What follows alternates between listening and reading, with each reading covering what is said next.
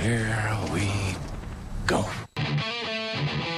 Ladies and gentlemen, welcome to Journey into Comics with your hosts, Nate Phillips and Brandon Stone. I am a god, you dull creature. Hey everybody, Nate here, we're back. This is Journey into Comics. Brando's here. How you doing, buddy? I'm doing good, man. How you doing? Dude, I'm doing great. I can't even believe this already, but the next time people hear us, not this week, because this is a new episode, it will eventually be old when it's no longer this week, but next time people hear us, it's our 50th episode. 50, number 50. Can't believe we're already there. And the crazy thing, 50 coincides with you being on the show for a year. Yeah. Which is weird, I think, how that kind of worked out. Well, it kind of doesn't, but we're making it work out. But I mean, really, we've been nonstop since the start of the year.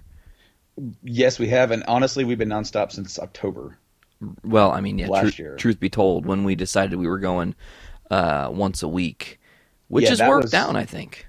It has. And honestly, for the time, it was just a monthly thing. And we thought about doing that once a year, was to do a weekly episodes once a year as like a little, like, you know, kind of a big event kind of thing. And then we never quit.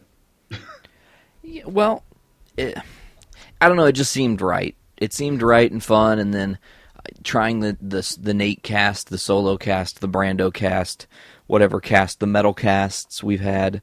The holiday bullshit episodes. I mean, we've kind of done it all leading into 50. We'll get back to 50 later. Let's just get right down to why we're here today, is to talk about comics and awesome nerdy things.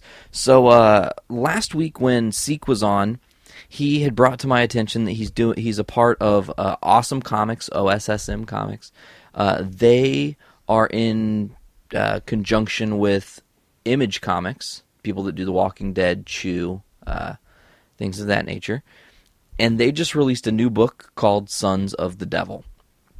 So I picked up my copy of Sons of the Devil. It's written by Brian Buccellato, and the art's done by Tony Infantina, I think is how you say his name. It may be Infante, I'm not sure. Anyways, to me, this is it's a twisted book. It's about generations of serial killers in one family. A lot of really cool story-driven stuff. Like I said when we were off air, I don't want to give too much away because I think it lends to the story if you know less when you go into reading it, because you're just like, oh, like literally Seek gave me like the 2-second pitch and I went ahead and bought the book. But to me, it's dark, it's intriguing. It raised so many questions when I was reading it that I was like, when's issue 2 come out? I need to continue to read this. It's actually probably going to be the book that brings me back into the fold of collecting comics, because I've fallen away. It gets so tough, man, when they do. You've got Convergence and the Secret Wars, and you've got 50 million fucking crossovers happening all at once, and it's hard on a fool with his pocketbook. You know? Oh yeah, man. Definitely when they try, it kind of sucks that both major companies are doing major events at like the exact same time. I mean, and I think Convergence ends this week or next week. It's somewhere around there, and then Secret Wars won't end until closer to August.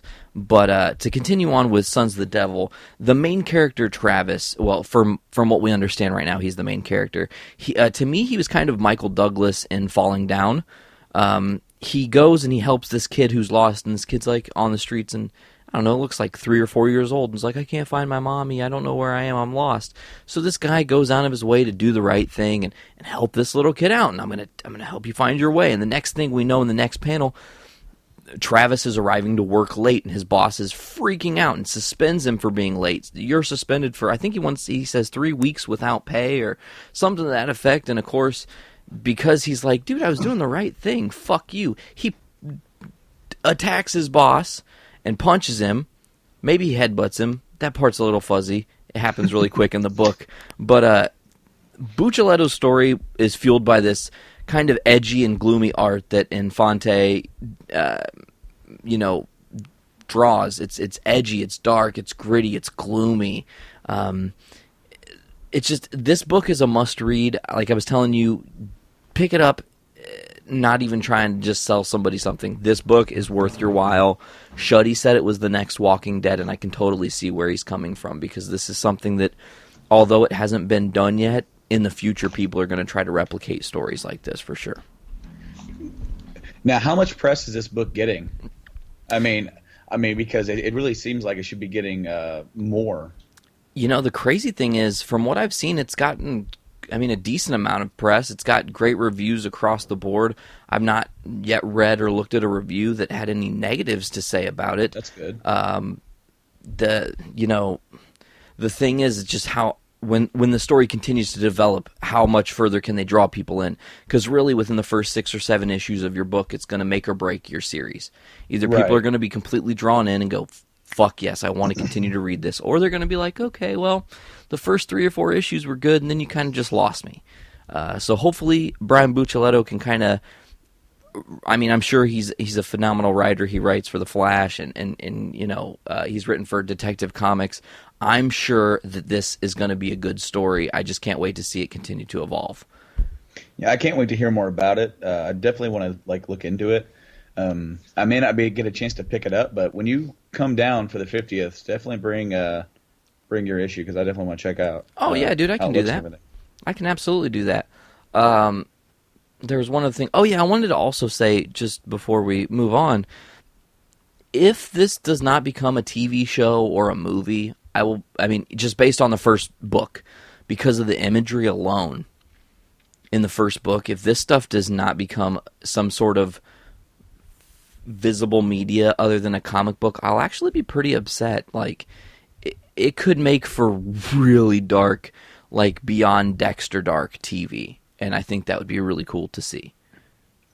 Well, yeah. Unfortunately, Dexter got lighter as it went on. Yeah, and I don't predict that Buccellato's story is going to get softer. I think in the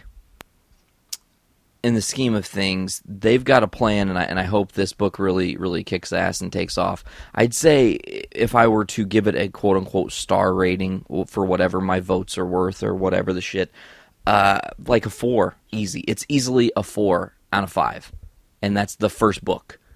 A lot of times the first book max to me gets a 3, because you're still impartial. You don't know enough about the story to say, man, okay, now I see. Now years later, you can go back to The Walking Dead #1 and be like, yeah, that book was probably like a 5, easy.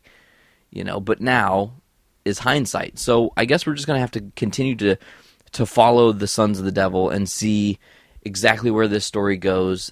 Hopefully through our show we can get it even more of an audience towards it, because for all of our listeners, I think they'll really enjoy this book.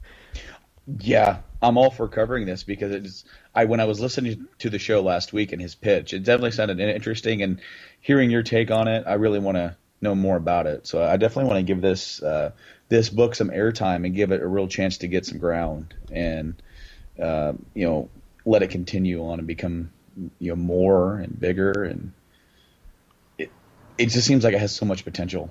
It really does. That's the way to say this. This book definitely has a fuck ton of potential, and who knows? There's a possibility that we'll be getting a early PDF to do an early review of the next book. Zeke had talked about that, and I guess that just really is going to end up depending on whether Brian Buccellato wants him to do that or not, because not necessarily just his call. But moving on, Brando Deadpool is finally done filming. Yeah. I was kind of surprised. It went by fast. They started back in February. We're almost to June. Yeah. It just doesn't seem like that they started that long ago, Well, and it also helps that they have such a... And shockingly, his name did not get brought up last week when we were talking about all the CW guys and how they champion their shows. But Ryan Reynolds, man, he fucking loves Deadpool. He knows that if it wasn't for the fans, his dream of playing Deadpool wouldn't have happened. And he has, through this entire thing, just given us the best insight. And it's not been a lot of leaked BS and whatnot. It's been hey, here's some pictures on set. Here's some funny things. Very Deadpool of him, They did the whole Mother's Day thing. I don't know if you saw that picture. It's hilarious. They did the Kid Deadpool, where they had the Make-A-Wish kid on set, and Ryan Reynolds let him wear the gloves and the helmet or the face mask of Deadpool. That's really cool. But Ryan Reynolds tweeted, hashtag Deadpool has been a privilege to make, and we got to make this film because of you. Gonna eat a sandwich now. Hashtag wrapped. And there was a picture with it that was the side of a mountain that carved into it was Deadpool was here. Now, interestingly enough, on his other social media account, Ryan Reynolds went on to also say that he was bruised, battered, trashed, and hungry, but above all grateful. This film was made because of you. We squeezed every last drop of blood out of this thing. Now the fun begins. I cannot wait.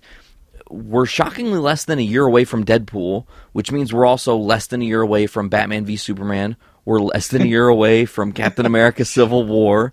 Like, holy shit, they're just jam-packing us with all these great comic book movies. We're going to be so busy next year. Oh, I know. Every fucking week we're going to be like, hey, we covered another movie. Hey, we covered another movie. Hey, we did another movie, I know, man. And really, it starts sort of in December also. I mean, that's the big one. That movie opening weekend, $250 million easy. No questions. Opening weekend, it may break $300 million. And that's just, I'm talking just domestic, in the U.S. box office. The return of Star Wars, and it's going to be in such a high quality, too. The unfortunate truth is that when, let's say, 10 years ago when we were graduating high school and, Revenge of the Sith was coming out, the story had kind of been George Lucas to death. And constant changing and adding and marauding. And you can only go so far. We know the story. We know that Anakin becomes Vader. Here's a new story. We know nothing about most of the characters. That's so what's exciting. So exciting. Yeah, that's exactly. You took the words right out of my mouth. It's so exciting because it's almost like you're starting over again. It's almost like we're almost back in the original series coming out. But there's just enough there to bring the old fans back. Not just the fact that it's a new Star Wars, but also it has a lot of the old actors coming back from the original trilogy. And I've also heard a rumor that the writer of The Force Awakens, who's also the guy who penned Empire Strikes Back, said we are not done with Lando Calrissian. Hell yeah. Does that mean we see him in a standalone Boba Fett movie? Do we get him in the next Star Wars movie? He's not going to be a part of Rogue One, obviously. No. And the writer also said, and forgive me, I can't remember what his name was off the top of my head. He said he's not in The Force Awakens, but he perhaps will show up in Episode 8 Sweet. or 9. Brando. Yeah. Let me ask you a real quick question. Yo. You're just come on this journey with me. You're a supervillain, okay? Yeah. You paint your face white. Your hair is green. You wear purple. Can I ask you a question? Would you drive a bright purple Lamborghini? If I stole it and then repainted it, maybe. Okay, fair enough. So what do you think about what's going on in Suicide Squad, man? I tell you what, there are some people who are really nervous, but I am really excited about it, honestly.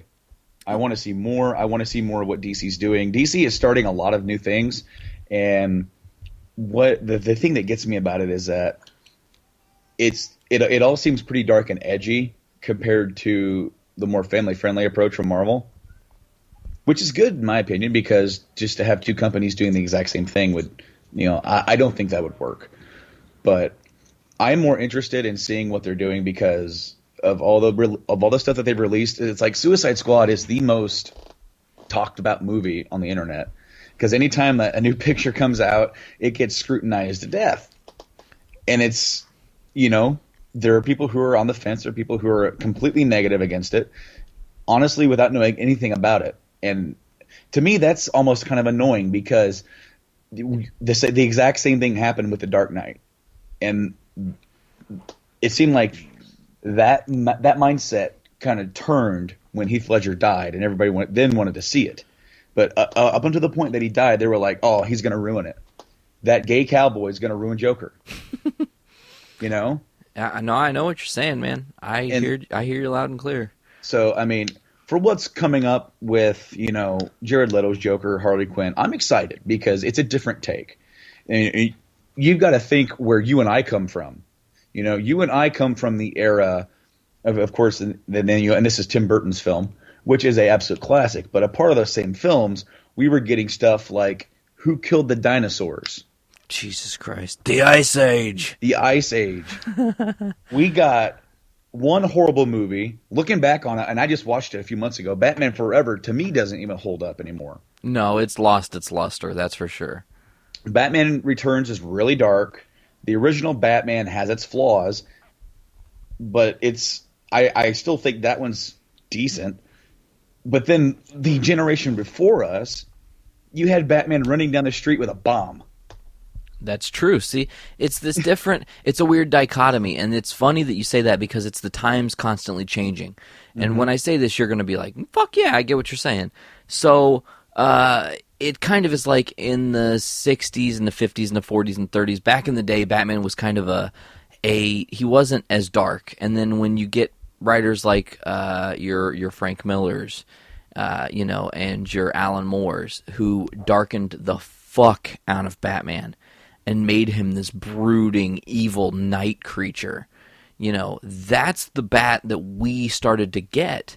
The problem is that in the 90s, they were still pandering to the 70s and 80s comic fans when Batman was still more lighthearted before he took his really dark turn, When they brought that darkness to the screen for Batman and Batman Returns, you can almost argue that Batman Returns isn't even a real Batman movie other than it is a Tim Burton film.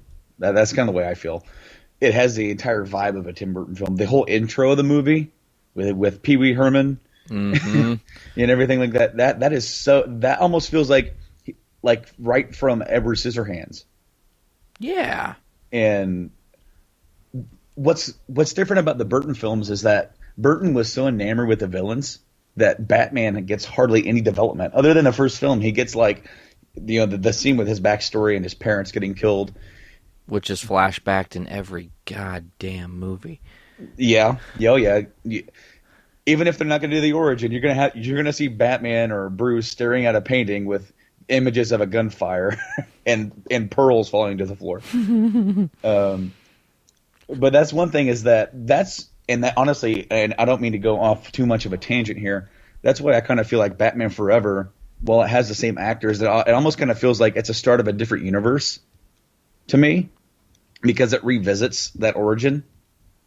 And it shares so much of the same from the first two movies, but just it doesn't feel the same to me. That's the movie when they were like, all right, look, moms got pissed off when we had the Penguin Happy Meal toy. So let's make this more lighthearted for the family. They're doing they're trying to pander to the family crowd. So you got the older people who grew up with the older Batman, so they camped it up a little bit. Then you got the kids; they want a little bit less violence, and that's where you get the more colorful and you get the more '60s vibe. And literally, and I've actually seen a video of this on YouTube somewhere. They took the opening fight scene of Batman and Robin, where they're inside the museum, added the '60s Batman theme and random pow and kablams. And it worked good. It works perfectly. And when it comes up to Suicide Squad, when it comes up to the new post-Nolan verse, people are worried. People are critiquing it. And there are definitely things there to critique. Do I like the way Joker looks? Not really. But am I interested to see what the character is? Yes. Because to me, he looks like a grunged, not maybe so grunged, but a more almost what's the word I'm looking for? Tattooed inmate? Emo-ish version of the Dark Knight Returns one. Okay. Because if you take that palette of the Dark Knight Returns and how he's very simple with his makeup design and his hair And then you start adding all these tattoos, which it seems like really is inspired from Harley. I'm not sure if he inspired her or she inspired him. Maybe a mixture of both. Could be, but it definitely seems like together they make this really wild couple. And the most recent pictures from the Suicide Squad that showed Batman on top of the car. Do you know what he said on top of the car, by the way? What? He said, "Joker, your car's nice, but I'd rather be riding your Harley." Joker doesn't even want to rev up his Harley. Come on now. I know. But I like that imagery. I like the way the new Batsuit looks. Me too. I love it. And I've said this before here on the podcast. I'm such a mark for Dark Knight Returns that seeing anything from that makes me giddy.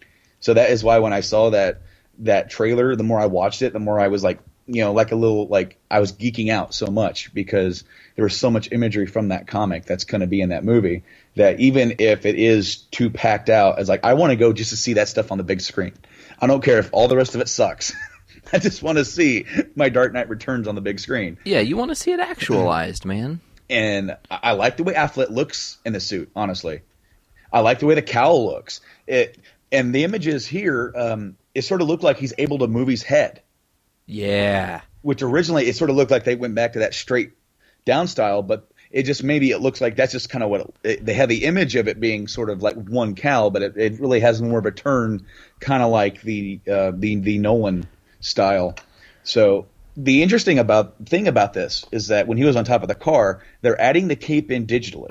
God damn it, Brandon, I was literally going to bring up that point. That what's up with the CGI cape all of a sudden? Well, okay, no, then I'm going to pull down my geek card. I'm going to throw it down. In fact, I'm going to light it up, and I'm going to throw it at you right, just like Gambit, because they almost did this for the Dark Knight. Okay. They were worried about the cape and with the the Bat Pod. Okay. Because no one had this image of the cape blowing in the wind as he's riding the Bat Pod, but they were worried that the tire was going to grab the cape and tug it. Yeah, I could see that. And so they were worried that they were going to have to do it without a cape, which he did not want to do. So then they were like, if it doesn't work with that, then we're going to do it CG. So they ran a couple test runs, and it worked perfectly somehow. But we almost got a CG cape in Dark Knight. We're getting it here, and I understand why. You got this big flowing carpet hanging by your neck while you're on top of a vehicle trying to film this, while you're trying to move around. Yeah, I guess that's true. It's easier to do it, and I tell you what, I'm okay with it. It looks goofy when you just see set photos. It looks goofy. But it's going to look cool on the finalized version. I mean, come on, almost like every scene of Iron Man is CG now, almost. So I think it's more than fine just to have a CG cape, because they have a version of the regular cloth cape when he's just standing there looking badass. But there's another thing that I was going to say. Oh, Spawn, back in the 90s, his cape was all CG. I know, yeah. Because there was no way to do it. And back then, that looked awesome. And I don't know how well it's kind of translated until now, but that was the one thing from that movie that really stands out to me the most, is just how well, even for like 96 or 95, they were able to make that cape look. So what do you think about all this sort of DC stuff, not just necessarily Suicide Squad, but sort of the start of their own cinematic universe? Because the only nitpicks that I have so far are them bringing in the Flash and it not co-aligning with what they've been doing on television. See, and that's my biggest fear, and I've had this fear since I started watching The Flash, and then I became a really huge fan of The Flash, and then the whole Ezra Miller is also playing Barry Allen thing happens. And to me, I think Zeke said it best last week when he said, it could be possible that DC is going to utilize the idea of a multiverse, and that the TV verse and the movie verse, while they are completely separate, at some point in the future could clash together. And I was like, oh my God, that's brilliant. That would so set them apart from Marvel, Yeah, it would. It really would. Now, if they do that, that's good. Now, because I was going to say, if they're not going to have the same actor play the Flash, I wouldn't even have put Flash in the movie. Though it's hard to have a Justice League without Flash. Correct. Honestly. But it also kind of seems like they're doing it without Green Lantern as well. Well, and it's funny. There's a strong misconception. I know he's in a lot of the art. Green Lantern. Wait, you said Green Lantern or Green Arrow? Green Lantern. Then never mind what I was going to say. I was going to make a point about Green Arrow because technically Oliver Queen is not a member of the Justice League. No. In the more popularized teams, he's actually like one of the founding members of the Justice Society of America. Yeah. So the JSA is different. Neither here nor there. Doesn't matter. One thing I find interesting is here we are. It's Suicide Squad. We're excited about Suicide Squad. And Jared Leto's the Joker, and Margot Robbie looks super hot as Harley Quinn, and Batfleck takes over again. And it's just like, it doesn't matter what fucking Ben Affleck does. He gets more press than any other goddamn actor doing any other goddamn movie. And it's crazy. I mean, fans tore him to shreds before they saw a shred of footage. Now people are starting to see it, and they're like, holy shit, he's going to be Batman, and it's going to be good. He is so into this because he has such a passion for the Batman character. Playing Daredevil back then was almost like, well, I can't play Batman because they just killed Batman. Mm-hmm. Literally. So Daredevil's my next best bet. And that film is what it was. It's not entirely his fault. You can't blame him entirely for that. That's a lot of director. That's a lot of writing too. A lot of direct. Also, the people who were in charge of the visual effects in that movie, piss poor job. The fight sequence between Daredevil and Bullseye looked just god awful. Looked like claymation. They weren't really sure what they were trying to do yet with their superhero movies. Like they had X-Men out, they had Spider-Man out. That were starting to kind of reinvigorate the superhero idea. And Daredevil was sort of like in the middle of, here are the old ideas, here are the new ideas, what do we do? Yeah. And I don't think it was a horrible movie. It's not a great movie by any means, but I definitely don't think that it deserves as much hate as it gets. There are definitely worse movies out there. But as far as Affleck goes for Batman, I'm excited because he is so passionate about the character. He's always wanted to play Batman. The fact that you have him loving Batman so much, one of his best friends loves Batman so much. Well, and that's funny that you were going to say that. I was actually going to bring Kevin Smith into this really quickly. Kevin Smith and Ben Affleck haven't really talked or been friends ever since Affleck married Jennifer Gardner. Mainly because apparently she doesn't like Kevin Smith. She thinks he's a tool or whatever the reason. I don't know. It's fucking Hollywood politics. That doesn't matter. What matters is that just the other day I read a tabloid rumor, which was actually on Yahoo News, that Ben Affleck and Jennifer Gardner are in the process of filing for a divorce from each other literally a month before their 10-year anniversary together. My hope is that if that does happen, Ben Affleck can make amends with Kevin Smith, and that's going to make Kevin Smith be able to bring Batfleck, if you will, onto Batman, or Fat Man on Batman, because that's something that has not happened. And you know what I'm saying? That would be beautiful for his show. That'd be awesome. Now, maybe I'm just the one that is like totally crazy here, and maybe I'm making this up in my own head. Have they done anything where you hear Jeremy Irons' voice as Alfred? Yeah. The first trailer, part of that is him talking. Okay, because for some reason I was in my head and I'm like, I was wondering how that was going to play out because I remember who Jeremy Irons is, right? In the roles that he's played. No, I don't think so. You don't know? No. All right, you're looking at the guy who played Scar in The Lion King. Yes, I did know that. And then he right back to back he did Die Hard with a Vengeance, where he played Simon Gruber. Okay. So he has, he's a good actor, and I was wondering how that was going to play off. Of course, coming off of the Nolanverse with, Michael Caine, that is the hardest thing to do with Batman now, is to come off of that nearly perfect trilogy of a superhero film. Never before have they made a trilogy of movies, a set story.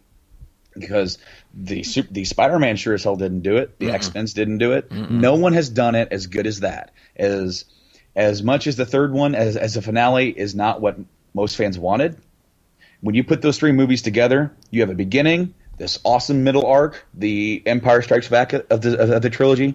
Because let's face it, even not even like Return of the Jedi is that great of a movie. It's decent. It's a good closer. And that's kind of what I feel like The Dark Knight Rises is. It closes it up. It gives you an awesome Batman trilogy. Coming off of that into what is Batman v Superman, I love that they're just throwing him in like no big origin story. Let's just go. Everybody knows who this damn character is already. Yeah, exactly. You know, we already have our version of Superman built up in his own film. Let's just go with this. Let's make a story. Let's input some other DC characters in there, and let's use this movie as a catalyst for a team-up movie. And then, of course, you have the Suicide Squad, where you can bring other things over and make in their own universe. And I am excited to see what comes out of this because what people are arguing over what's going to be better, Marvel or DC. They're going to be two different things for two different crowds, honestly. There's no way that the DC crowd, that the DC movies are going to try and pander to the same crowd as Marvel because when you have all these movies coming out next to each other, it's like, I just saw that movie a month ago. Why should I go see this one? When you go watch the Avengers and you're going to get a more fun, family-oriented movie. Even Age of Ultron had a few dark spots, but at the end of the day, it was still lighthearted and fun. I don't think that these movies are going to be as lighthearted. They're going to be more grim. They're going to be more serious. And I think there's a place in the marketplace for that. Absolutely, because it's something that isn't currently being done. Mm-hmm. We were talking about The Dark Knight and how it's like the near-perfect trilogy. Some could argue that, as you said, 3 was not... but we've had that conversation 100 million times. Not important. What is important is there's a trilogy that happened a long time ago when we were young ones or maybe not quite born yet, or just depends on age, depending on who you are when you're listening. The Ninja Turtles trilogy came out, and the first two, in my opinion, are phenomenal movies. And then that third one was just a disaster. It's funny. I just actually watched the first two of those about maybe a few months ago. I bought them on Blu-ray, and I did not buy the third one on Blu-ray. I kind of refused to do that. I did buy the animated movie, the TMNT movie, which is in canon the fourth movie. Correct. Of that series. Now, I'm not going to refute you by saying that the first two are amazing. The first one is fucking phenomenal, and that adjective needs to be there. The second one, looking back, after watching all these years, isn't as quite. It's more mainstream. They don't even use their weapons in that movie. Really? Yeah, no, they don't. I think Donnie's the only one that even uses his weapons. The moms of America, thank you, moms, got all mad when the first one was so violent. So, and also Playmates, are they the guys that make the action figures? Yeah. They refused to make action figures for the first movie because it was too violent. So in the second movie, none of them used their weapons. Shredder doesn't do anything in that movie other than become Super Shredder Kevin Nash. And break a bridge. And what's funny is that there's a lot of hark over the new one, right? And how it's like it doesn't look the same. They've changed this, they changed that. They look crazy. It's goofy. The first movie, this new movie, Michael Bay movie, it was just plain bad. All right. And I will preface this what I'm about to say, saying I haven't watched it yet. But after hearing this, I definitely am thinking of checking it out because I watched something on YouTube. I want to say maybe it was Honest Trailers or whatever, or maybe it was Everything Wrong with something about the new Turtles, and they were just kind of harking on like the new movie, and this guy is sort of like overdubbing over the footage. And this guy goes, "Oh, come on, man, this is crazy. The older ones were so much better." And this little kid goes, "Really? They were really that much better than us?" He goes, "Yeah." And then it shows a scene from Turtles 2 with them dancing with Vanilla Ice. And he's like, "Well, okay. Well, the next one's going to have a rhino and a warthog in it. Deal?" The rhino and the warthog, God damn it, Brandon. I've been waiting my whole life for fucking a live-action Bebop and Rocksteady. Been waiting my whole life for Krang, okay? Yeah. It seems we are really on the cusp of the live action movie that they're about to make, Turtles Half Shell, right? Teenage Mutant Ninja Turtles Half Shell is what it's called. It looks like they're on the cusp of following in the footsteps of more of the cartoon that I'm such a fan of. Mm-hmm. And really bringing those characters to the big screen, bringing those characters to life. And maybe winning the people they really pissed off after that first movie over, you know? Well, when they announced that Stephen Amell is playing Casey Jones, winning, and then when they announced the new pictures for Rocksteady and Bebop, and when you see these two guys, they're not mutated, right? They're just humans, but so were, Bebop and Rocksteady, and holy crap, they look pretty damn good. Yeah, they look really great. And the guys they cast were, what a shocking two dudes to cast in these roles. But the more and more, like, I've looked at the pictures and really kind of, like, delved into, are these the right guys? I think they picked two perfect people for this. With Gary Anthony Williams, he's mostly a voice actor. I mean, he's done stuff on the Boondocks. He's done the Clone Wars. He's done Avengers: Earth's Mightiest Heroes, Batman: The Bold and the Brave. He's been on How I Met Your Mother and 2.5 Men. I mean, God, he's been on tons of different things. He's a very well pedigreed actor. I think he's going to make an amazing Bebop. It's kind of funny that they cast the really smart guy. Can I ask you a question? Because my brain, spaces out from time to time. Wasn't Bebop the really dumb one? Well, they were both really dumb. But I mean, wasn't Bebop like not the one that was taking, or not the one that was giving the orders when the two of them were alone? Wasn't Rocksteady kind of the ringleader between the two?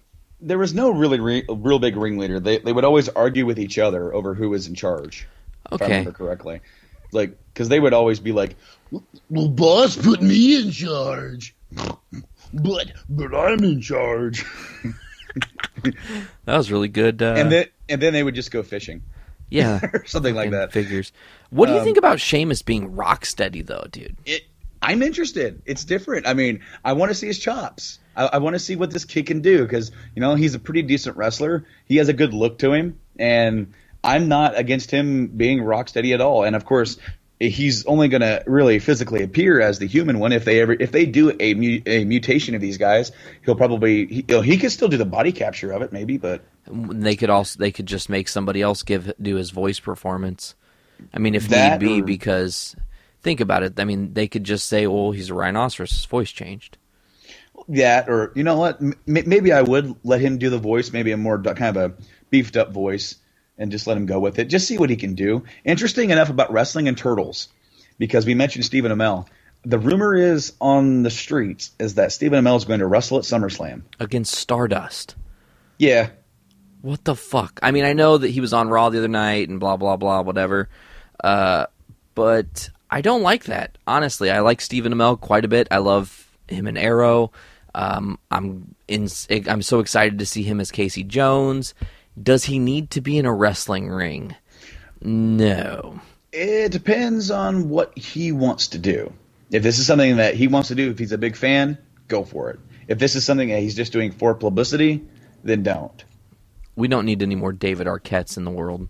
Yeah, no. But that's why I'm okay with the Stardust character and doing it with him, because he's not like, it's not like he's going in there against the Big Show. Like that would be really hilarious. But also the question is, I guess right now, is whether or not he's going to just appear as Stephen Amell or appear in character as Arrow. Oh, that would be hilarious. Oh my God, if he showed up as Arrow and beat up Stardust, that'd be funny. I would tune in. I mean, fuck it, I'll watch. I mean, I'm going to watch SummerSlam anyways. Going to watch Elimination Chamber tonight, but I'm going to watch SummerSlam anyways, So. Oh, crap, that is tonight, isn't it? Right? Dude, throwing a free-ass pay-per-view. I'm like, what? While we were talking about wrestling for this 1 second, did you watch the last TakeOver NXT? Did I watch the last TakeOver NXT with Samoa Joe? Are you fucking kidding me? NXT, dude, just to literally go off. I mean, I guess we're really not tangenting too far because wrestling, Sheamus, we're still in the vein. Just for a second, though, NXT, honestly, man, I don't watch Raw anymore. I don't watch the main roster anymore. There's nobody on the main roster right now that's got me licking my chops to see them. I go on to NXT, and almost every person that performs there performs with a purpose. Sami Zayn, Kevin Owens, I forgot the little Japanese dude's name. Hideo Itami, thank you.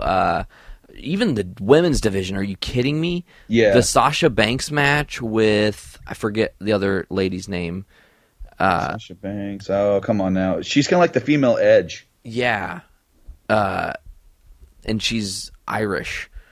I can picture her fucking face. Can't even think about her name. But that match was badass, dude.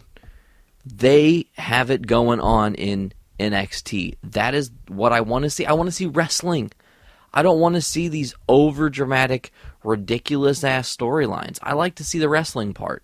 Yeah. And they have talent down there, and they like to put on these really great shows. I also heard that NXT and the WWE are thinking about pursuing AJ Styles now. That would be awesome. Mainly because they're going to be taking NXT on the road starting next year. And they want a few more big level stars, not the WWE level, but wrestling fan stars. Correct.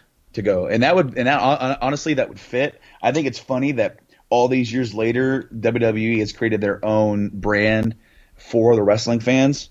It's almost kind of like what Ring of Honor TNA used to be. Especially TNA used to be. I don't really follow Ring of Honor much more, even though they are also on the same network as TNA now. Weird. They just got picked up by Destination America, which is kind of neat for people who don't get that. Now, I did hear that Kevin Owens is going to get called up to the main roster, like, very soon. Think Joe's going to take that strap off him?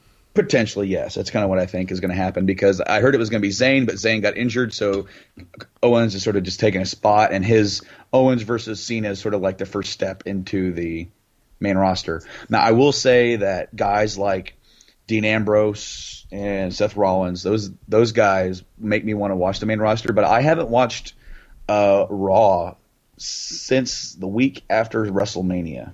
Me too. I didn't even watch. I almost called it Backlash, but the pay-per-view after that was Extreme Rules. Payback. No. It was Extreme Rules, right? And then Payback was just the last one. Okay, yeah, I haven't watched either of those because I've been busy, so it didn't really make me want to go out of my way to watch it. But I'm really interested in what they're doing with NXT. It's going to grow.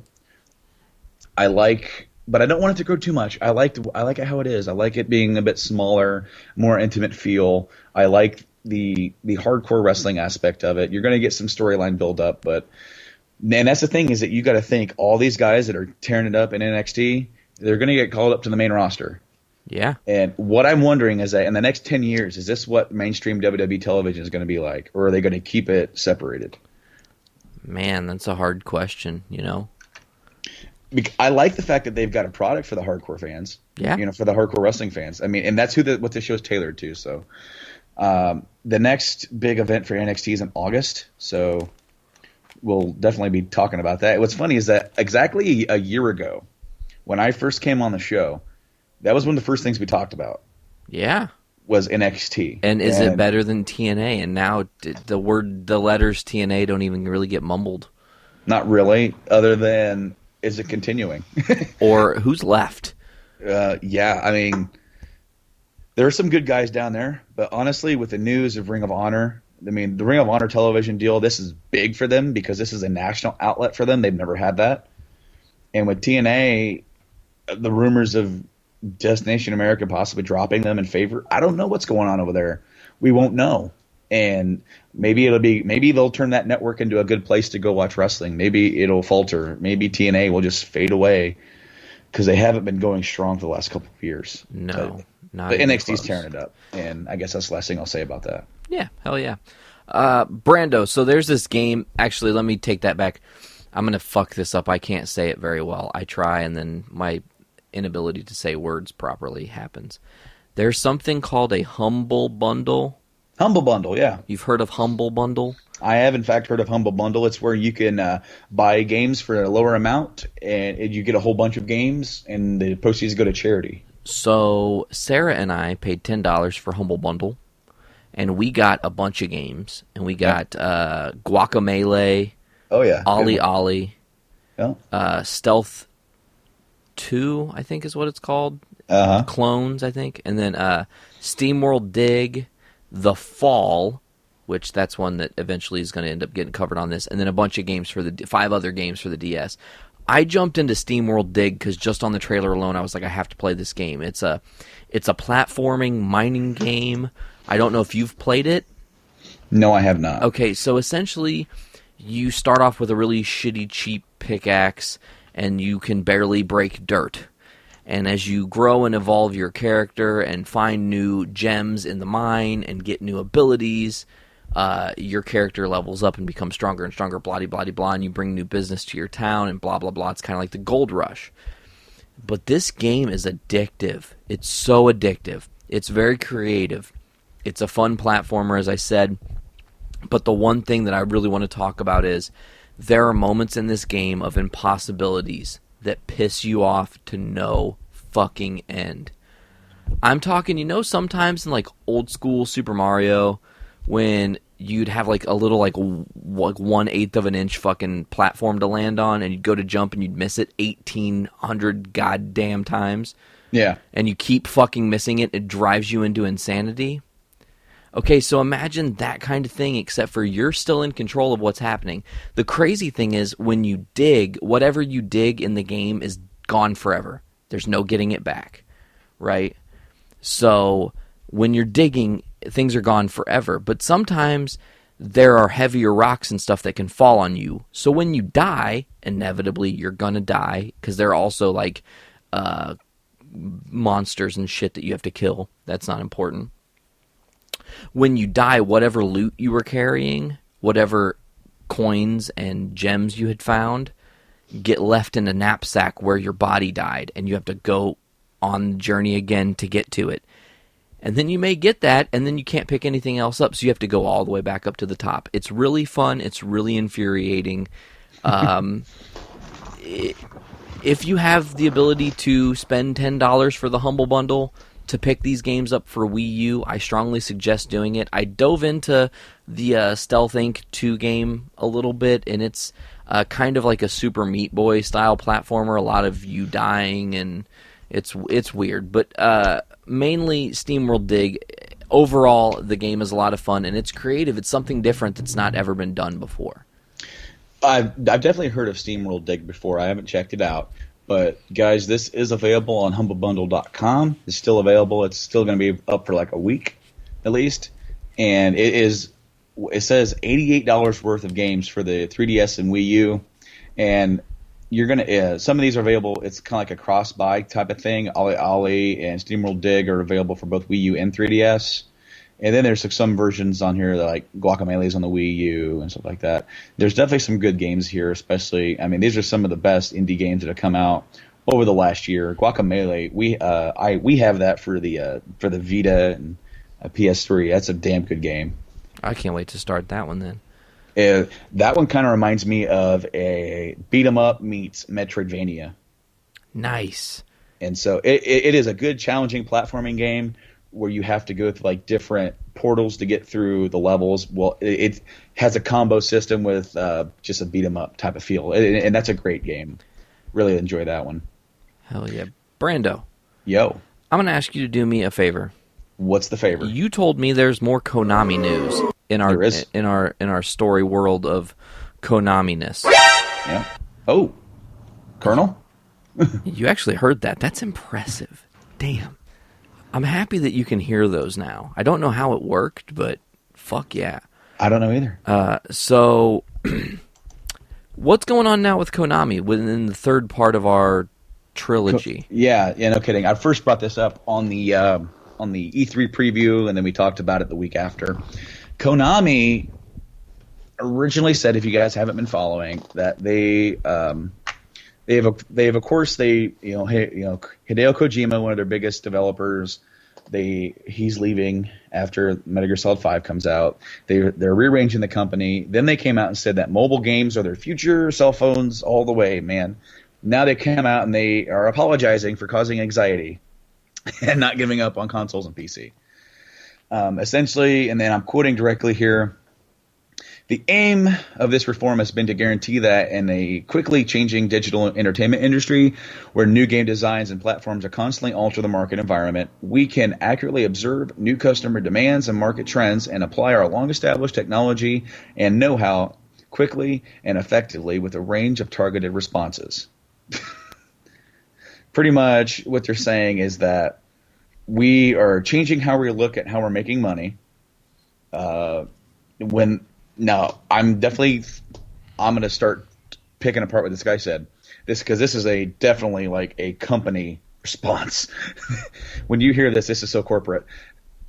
They're trying to tell you, please, everybody, go out and buy Metal Gear Solid 5 because we're not completely giving up on like our console stuff.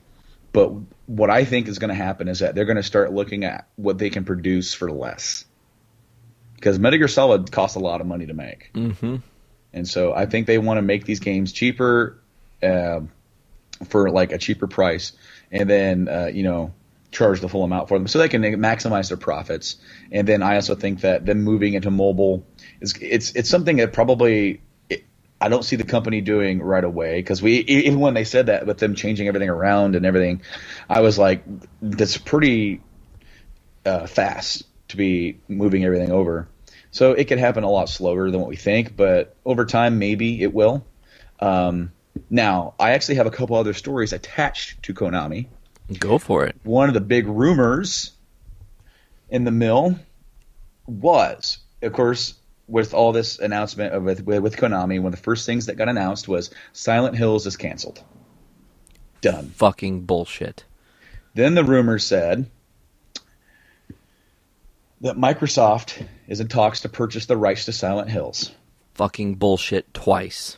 To make it exclusive to the Xbox One. Fucking bullshit 3 times, Brando. Pretty much saying that we're going to help make the game. We're going to put, it's going to be exclusive to us.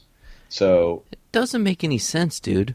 It was an exclusive playable teaser on PS4. Why isn't Sony jumping all on this? All right, well, let me just stop you. It has been denied by the man himself, Phil Spencer. Oh, good. The main guy at Xbox says, sorry, this isn't true. Not sure where the rumors started, but I don't want to mislead anyone because the rumor was that they were trying to secure the game because Konami bailed on it and that the rumor was that Microsoft saw how much people were like, man, they want this game. Let's get people to try and buy our console. Let's shell out the money. And I can see them doing it. And it would be a smart move on their part to try and sell Xboxes. Because people want to play that game. I mean, I'd have to buy an Xbox, dude. Thankfully, I already own one. It doesn't get as much use, but it would get more use if I had that.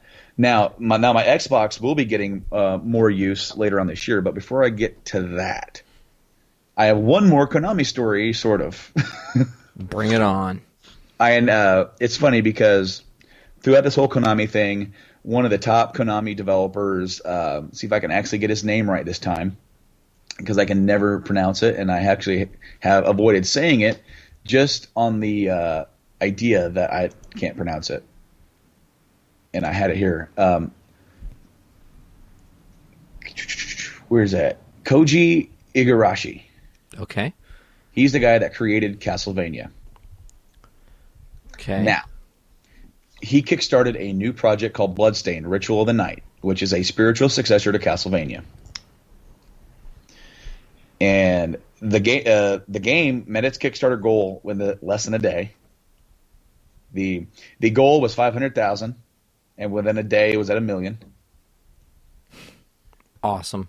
Now, it has 12 days to go, and we are sitting at 3,048,000. Holy shit.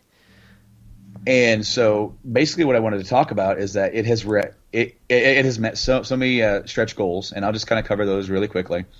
Now, this game is coming out in digital and physical, so if you back it, you guys will be able to pick a physical copy of whatever system you want that it's coming out for. It has met stretch goals for second playable character. It has met stretch goals for voice acting by David Hayter. Oh, badass. It has met local co-op, so you guys can sit next to each other on a couch and play this game. Speedrun mode, boss rush, retro level, classic mode, and the one that just got reached was a Wii U port. I just saw that today. Yeah. So you can get this game now on the Wii U physical edition. You can get it on a physical copy, and the next ones coming up are I see if I can mispronounce this one. Asynchronous online multiplayer. Okay. So you can play online, I guess. And we are almost there. We're at 3,500,000. We are going to get a PS Vita port. Wow. This game is moving. It has a lot of steam behind it, and it's pretty freaking amazing. I'm very happy to see this done because it tells you that people want a new Castlevania classic style, because this game is made in the style of like Symphony of the Night, hence the Ritual of the Night sort of subtitle. But I'm really excited. There's 37,000 backers on this. Now let me ask you a question. Yo. Just real fast, because you said I can get a physical copy. Does that mean I have to pledge at least $60 to get a physical copy? Well, let's figure this out here. Let's go. I'm doing this right live on the podcast. I'm on the page. Let's go to back this project. Fuck yeah. I'm all cursey today. Now, okay, yes, it does. If you pledge $28 plus, you're going to get a digital copy of the game for the Xbox One, PS4, or Steam. $60 plus is a special backers edition physical copy, where you get a physical copy of the game for Xbox One, PS4, or Steam, and also now for Wii U. Plus $5 for international shipping. Well, that's good. It also includes a special backer-only content and Kickstarter exclusive slipcase. Ooh. So yeah, you do have to pay the full price of $60 of a game to get this. Now, I don't know how much if this game doesn't get, if you don't back it here, if you can buy it elsewhere on Amazon or GameStop or wherever, if this is going to get mass produced. I don't know that for sure, but if you do pre-order it now, then you're guaranteed your copy. However, with Kickstarter and games, this game probably won't be coming out until later next year. I mean, that makes sense. Because they need time to make it. And obviously they've already started, but... And they don't charge your card until the campaign's over or until they ship? No, you get charged now, is what I'm assuming, because not only are you reserving your copy, you're pledging the money to let them go make it. Okay. I've never really backed anything on Kickstarter. Sarah's backed some stuff, but I haven't. Okay. Let me rephrase that, because I just clicked on the link. When is the card charged? If the project is fully funded, is successfully funded, your card will be charged on Friday, June 12th, 11 p.m. Eastern Standard Time, along with all the other backers of this project. So if you were to pledge to a project and it doesn't get funded, you won't get charged. Okay, interesting. But since this one obviously did and broke it by a couple million, then on that night, it'll charge everybody on Friday, June 12th. I mean, this is the wave of the future, bro. Dude, Mighty Number 9 got funded this way. There's so many other projects that have been funded this way, and that's the only reason why certain copies of games exist on digital stores, on the Wii U, stuff like that, is because they got funded. Hell yeah. So, yeah, I'm really excited to check this out. Mighty Number 9 comes out in September, I do believe. Oh, that's going to be awesome. Oh, yeah, I'm really excited for that. The only other gaming news, because it's been really slow with everything, has been one second here. I was on a page to look at what's happening, and a video started playing. You got to love that, man. Oh, yeah. But I kind of wanted to talk about Nintendo at like E3, because they've already said that Legend of Zelda will not be at E3 at all. Not at all. None. Because they want to focus on games that are coming out this year. And first of all, there will be the return of the Nintendo World Championships. So they've already started that. In fact, in your neck of the woods, up in Schaumburg, this past weekend, they had the first one of the regionals to go compete. And whoever scored the highest is going to go now to E3 to compete in the finals. Now, at E3, Mario Maker will be playable. Awesome. They've also said Star Fox will be playable. Fuck yeah. And also, we're going to be getting looks at the new RPGs coming out from Nintendo. Shin Megami Tensei Crossfire Emblem and Xenoblade Chronicles X are going to be there. And I wanted to kind of say this because there's a lot of thought over what these companies are bringing to the table, and stuff that we talked about in the E3 preview a couple episodes back. And I wanted to kind of bring this up because there hasn't been a release date set for Star Fox yet. The fact that it's being playable here is a good sign that it's going to come out either late this year or very early next year. A very jam-packed next year already.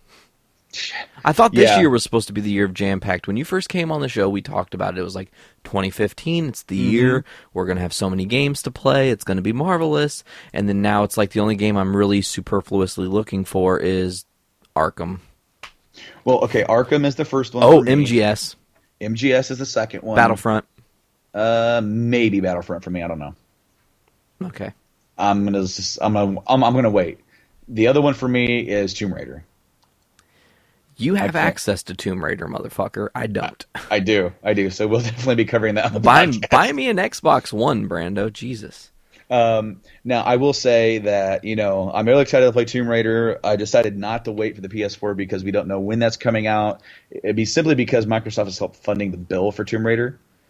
We don't know how that's going to work. If it's because they did the same thing for Mass Effect. They published Mass Effect, and it took 5 years to come out on the PS3. But that was mainly because EA bought BioWare, and after 5 years from the original release of Mass Effect, they got the rights to it. So who knows when Tomb Raider or Rise of the Tomb Raider will be coming out on PS4, or if ever. I assume it will at some point, but again, with Microsoft fitting the bill, or at least some of the bill, how would you feel? It's like, oh yeah, go ahead and release it on their platform. The system that is selling more than us. I mean, Nate, what would you do? Man, that's hard to say. It's obviously you say fuck them. I'm not going to give you my exclusive right away. Mm-hmm. You make them wait. I mean, because again, you said it just then. If I want to play Tomb Raider and that game again intrigues me, I'm gonna play it one of two ways, and the most logical way is I'm going to go down and visit you and play it there. And the more illogical way is I spend money that I really don't have to spend for a system I don't really care to own. Right. For one game. You know what I'm saying? But think about it like this. Think about what they're doing over there. Because last year when I joined this podcast, I was very negative on the idea of the Xbox One. And honestly, I'm not that positive about it, but I'm more positive about it because of the steps that they're taking. They're doing the right things to try and get people to buy their console. Right now it's cheaper than their competition. You can get an Xbox One with the Halo Master Chief Collection for $350. Damn. Right now. Now, number two. Can we Kickstarter for people to give me money for an Xbox One with Halo Master Chief Collection? Get a GoFundMe? Dude, yeah, maybe we should do a GoFundMe. Can someone start that shit? Nate's GoFundMe? It's just for science and the podcast. It's like we're going to be using the proceeds of this to get Nate an Xbox One for just a few games. The other idea is that they're trying to get a lot of exclusives. Making exclusive, they bought the Tomb Raider exclusive. They're going to be having a new Gears coming out. They've got Halo coming out this year. They've got Forza coming out. They've got they're making another Killer Instinct, making another fighter. They're trying to cover their bases, try and get games across the board. Now, am I interested in all these? No. But is it a good move? Yes, because that's exactly what the PlayStation did back in their day. We need to get people playing our system. Let's start making some awesome games. And what we got Uncharted out of that. We got Little Big Planet out of that. We got The Last of Us out of that. We got some really great games.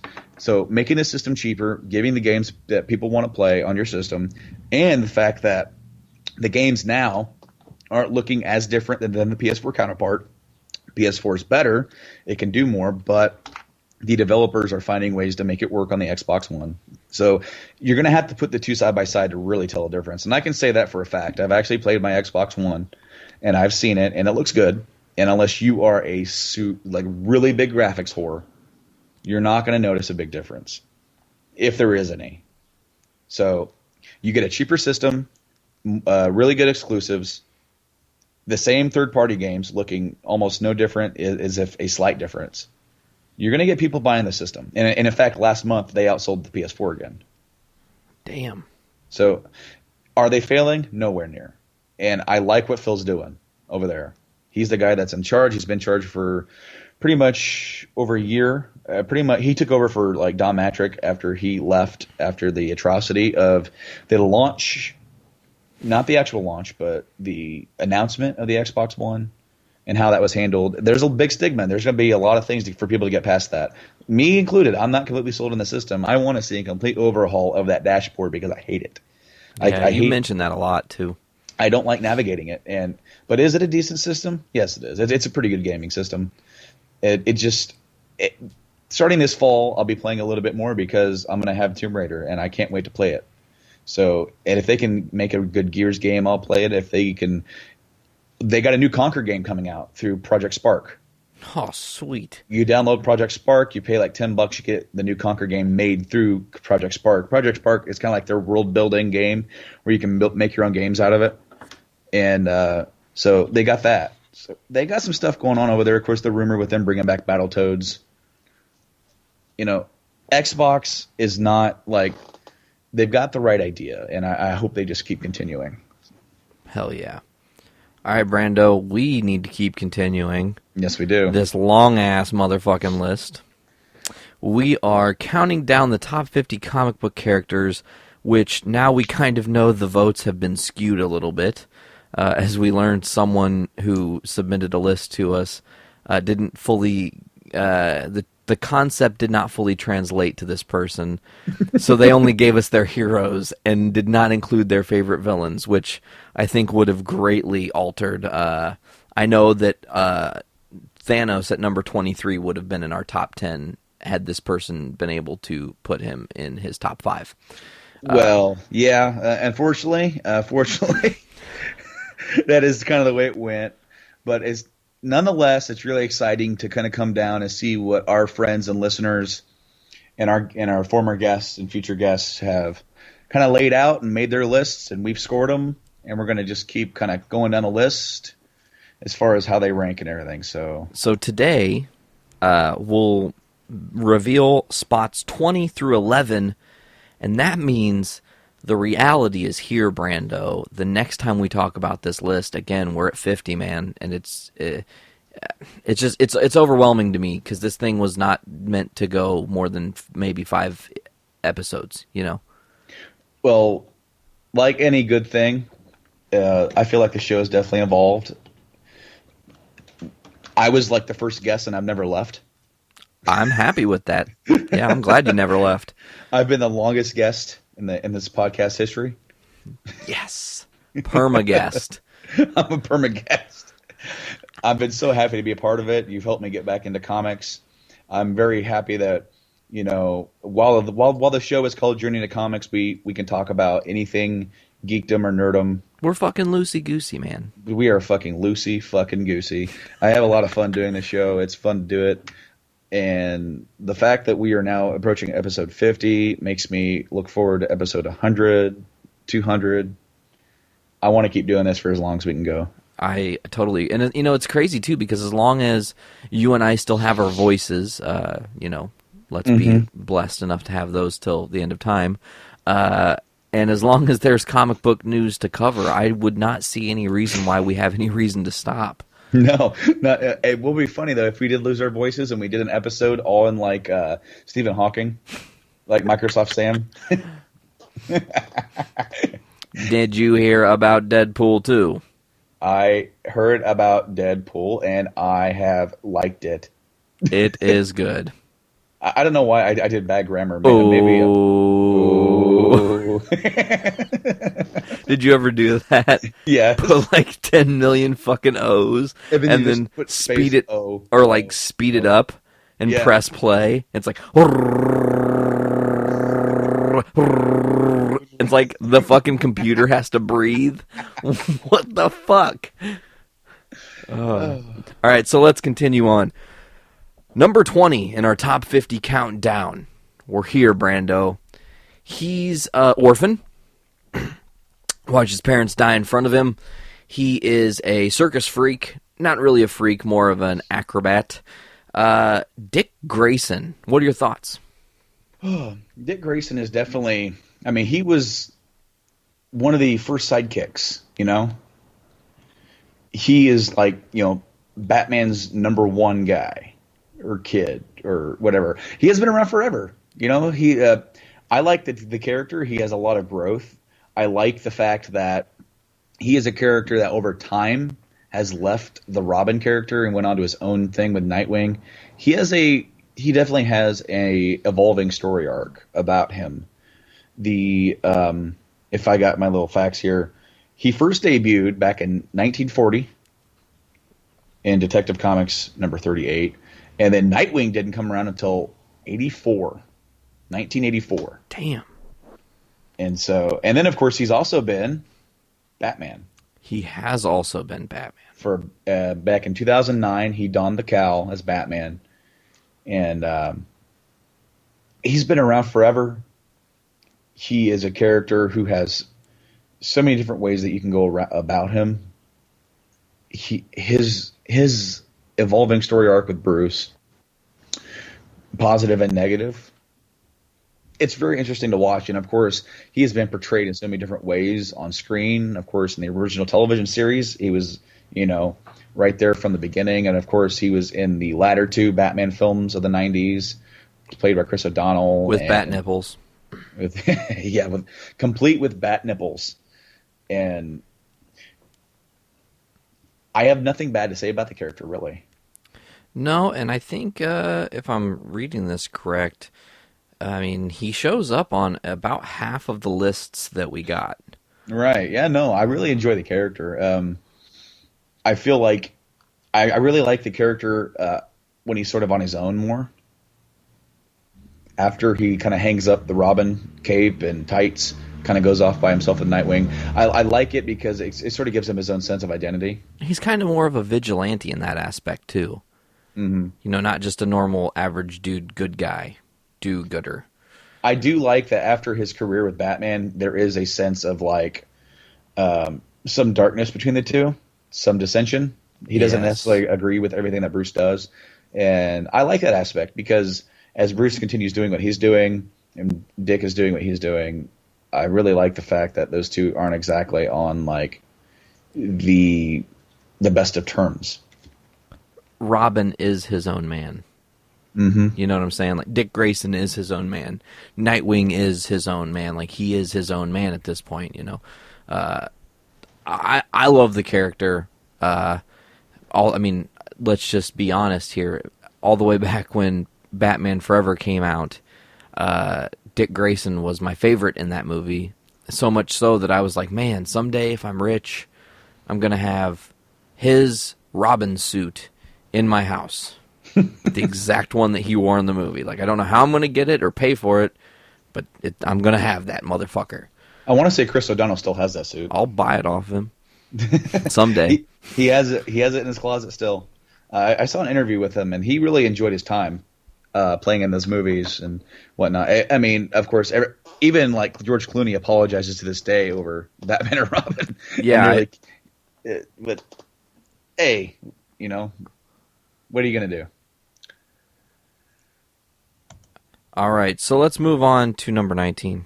Number 19 is Vision. Number 19 is Vision, who, you know, up and until, I mean, it's hard to really say this because I don't know the overall geekdom of the world. I haven't polled every motherfucking human that I've ever met, but it doesn't seem like Vision got a whole lot of love until Age of Ultron.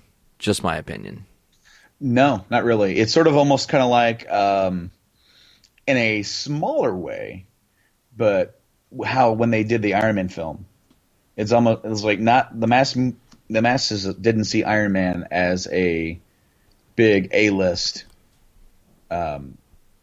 character until that movie was made, and then he became over the top, and now he's everywhere. So, let's talk Vision's history a little bit. He first appeared in Avengers 57. God, that would have still been the 60s, I do believe. October 68 is what my page says. October 68. Created by Ultron, who had appeared first in Avengers 55. Well, really 54 is a cameo, and 55 is first full appearance. Creates Vision. Vision starts off baddie, turns good because he has humanity, and Ultron doesn't. Vision has always been one of my favorite characters. Actually, Corey Hampshire, artist for Marvel and DC and Image, the first sketch cover he ever drew for me before we really knew each other and were friends was Vision, because I said, hey man, can you draw my favorite Avenger? And he said, well, who's your favorite Avenger? And I said, well, it's Vision, hands down, like he's the best. And he drew it, and it's like one of my favorite covers I still have to this day. I maybe put that on the Instagram in the next couple weeks. But I love Vision as a character. I love seeing him actualized in the movie. Paul Bettany did a humongously phenomenal job as that character, and brought him to life. And it's cool that people are really into him now. And I don't want to sound all hipster and be like, I liked him before it was cool to like him, but I was. It's weird. I've always just been drawn to that android. Yeah, I was aware of the character. I wasn't really that knowledgeable on him, especially, like back when I was into comics, I didn't know much about him. And he was rather intriguing to me. I do remember the first time I ever saw Vision when I was a kid. I want to say it was in a video game. It was in like Captain America and the Avengers. Oh, I remember that game, yeah. It's like a side-scroller beat-em-up, and I had no idea who this guy was. I was like, who is this guy? Vision? Interesting. Our number 18 pick has a huge tie to our number 19 pick that we were just talking about. By way of his hammer was picked up by Vision. He first appeared in Journey into Mystery 83, if my memory serves me correct. Mm-hmm. Number 18 is Thor, and again, this is a character that I don't think until the movies took off, he was as popular. And then once the movies took off, Thor has now become an extraordinarily popular character. You see his face on every goddamn thing. I enjoy the character. I like Chris Hemsworth as the character. Thor in the comics is awesome.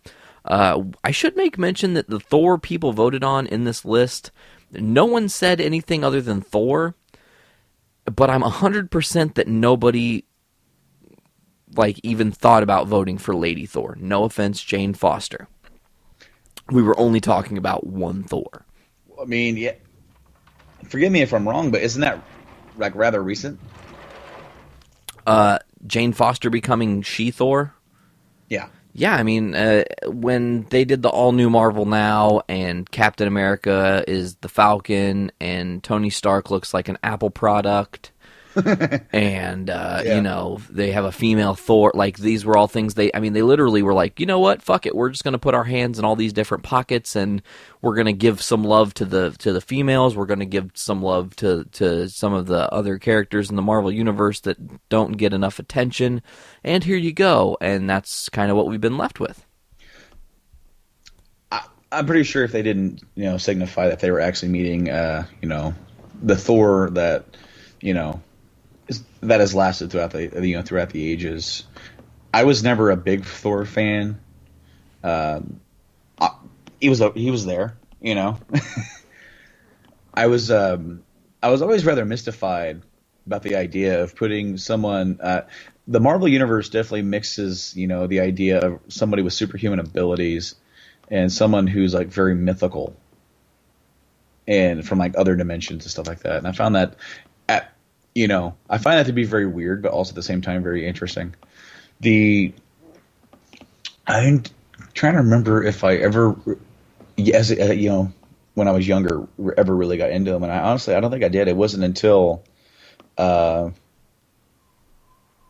probably in the mid-2000s, or probably around the time that when they came out, when I started getting back into comics. Okay. is when I really started noticing and reading and learning what the character was about. And then, of course, after that, that's when you get, the movies and then the more popularization of Thor. So I definitely was sort of on the latter end of that, not really getting into him until later.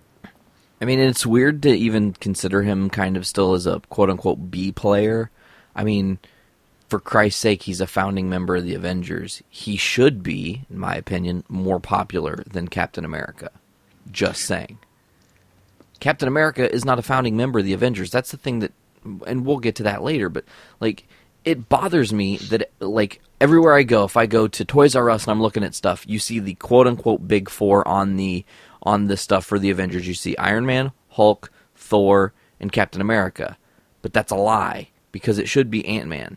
And the fact that Captain America wasn't even an Avenger until they saved him in issue 4 of the Avengers. It just, people kids nowadays are being taught wrong, and it kind of bothers me. Well, it's them changing the new Marvel mythos. It's definitely changed from when we were kids, and it's been introduced for the newer era. I mean, hell, the title of the first Captain America movie was the first Avenger, which is wrong. I mean, technically, it's wrong, but not by their new standards. Not so it's ever evolving, and that's the thing, is that it's even the origin of Vision is different. All right, Brando, give it to me straight, buddy. Who's our number 17? Our number 17 pick, coming at us from the DC camp, coming back over to DC, is Green Lantern. Now, this is the second Green Lantern that we've had on the list, if I remember correctly. I believe number 50 was also, which I just lost the list now, because okay, so our good former Daily Show host, Jon Stewart, was, of course, number 50 on the list. This Green Lantern is Hal Jordan. Now, this is what I consider to be known as, this is what I always known Green Lantern to be, Hal Jordan. There's, of course, you've had the Jon Stewart, and even some other ones, but this is classic. Let's see how many I can name. Alan Gardner, Kyle Rayner, I think, was a Green Lantern. I feel like there's maybe one more I'm forgetting, or Alan. Is it Alan Gardner? Shit, I don't remember, Brando. But Green Lantern making the list. A lot of people are a fan of Green Lantern. He has some cool powers. He can make anything out of his. He has that Green Lantern ring and can use light to create things, which is a badass power to have. He's been around for a long time. First appearing in 1959. Holy shit. In Showcase number 22. I always find it very interesting that a lot of these classic characters didn't just say, oh, here's the new character, number 1. It's like what they do now. It's almost like they were like, let's try this character out in a series that we already have going and see if people like it, and then maybe we'll spin it off. All right, so real quick, I want to correct myself because I think I just made mistakes like 913 and 915 and 914 all in a row. So it's Alan Scott, Guy Gardner, Kyle Rayner are the other 3 I was thinking about, aside from Jon Stewart and Hal Jordan. But Hal Jordan is most known as, you'd say, your Silver Age DC Green Lantern. Mm-hmm. He's the one that you really get seen as when you see a picture of the Green Lantern, it's typically you're going to see Hal Jordan. Hell yeah. Excited. There's possibilities that he's going to be on the CW eventually. I mean, you're far behind. Hopefully you're going to be catching up. But they laid some heavy groundwork for this character to show up. And as I said last week, again, if they're not, I don't know why the fuck they're doing it. It's just a giant cocktease at this point. Moving on. Oh, go ahead. I was just going to say, I enjoy the character for the most part, and we'll just forget that the movie with Ryan Reynolds ever happened. That was Deadpool playing a mean prank on the world. That's all that was. I'll accept that. Okay, good.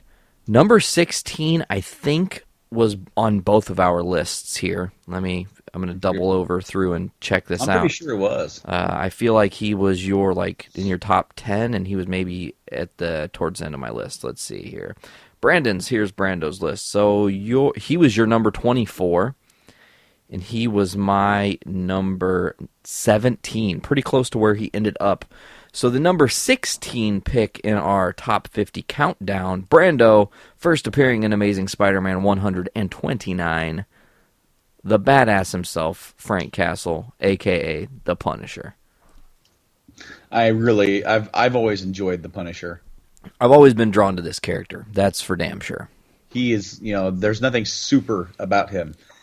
And really, he's not even a hero. He's an anti-hero. Mm-hmm. Oh yeah, he's definitely vigilante, and he does what he wants. He has a goal, and he's not he's not very altruistic about it. He kills. He's got to get shit done. He kills. He threats. He'll threaten you. He tortures you. If you're doing wrong and you're in his way to get to whoever you're working for, he's gonna use you to get to them. Damn it, I had a really good thought, and Space Cadet Nate over here. He is definitely a character now who is accessible to the Marvel Cinematic Universe. And there were some possible Easter eggs, people saying that we've covered this on the show like a long time ago, that he drove a Penske truck in the Civil War, or not the Civil War, in the Winter Soldier movie that came out last year. And his rights are back to Marvel. I would love to see him in the cinematic universe. You've got Spider-Man now that can be tied to Marvel, so they can actually maybe tell a more proper origin story of Frank Castle as far as his ties to more directly Spider-Man. I'm so excited, and I hope that happens. I really like Thomas Jane though as Punisher. He was great. I liked him. He's also been portrayed by Dolph Lundgren in the original Punisher movie back in the 80s. That movie is kind of horrible. Just like Nick Fury, played by David Hasselhoff. Did you ever see the Captain America movie from back then? Horrendous. Oh my god. They're all bad, but definitely worth a funny watch. Maybe when we do another riff track, we should do one of those movies from back then, just as a funny sort of riff. He's actually been portrayed by 3 actors on screen. As you said, Dolph Lundgren, or as I said, Dolph Lundgren, you said Tom Jane, and then Ray Stevenson in the last movie, which was originally supposed to be a sequel to the Tom Jane one, but then Tom Jane opted out. So then they kind of reformed it into what it became, which I didn't really like the movie, to be honest with you. I don't think I saw Warzone. Yeah. I didn't really like it, to be honest with you. I kind of felt like it didn't have the charm. Okay, fair enough. But to add to what you were saying with the cinematic universe, I would love, now that they've kind of segued into more mature storytelling with Daredevil, I would love to see a Netflix series with the Punisher. Oh, that would be so badass. Oh, that would be like... Brandon, why you fill my head with that idea? That sounds amazing. That would be so cool, because then you could start to set up the fucking... what's that team? The Thunderbolts? No, that's not what they're called. Yeah, the Thunderbolts. Deadpool's a member, and Red Hulk is a member, and Punisher's a member. I can't remember. I feel like Elektra might be a member. Don't quote me on that one, though. Are you looking it up? Are you getting ready to Brando all over me? Dude, the horse hooves were clapping over here because I had to refresh myself on the Thunderbolts, and I'm looking it up right now. I think it's like the more modern iteration of this team has those members that I spoke on. Yeah, they've been together since the 90s, it says. Yeah.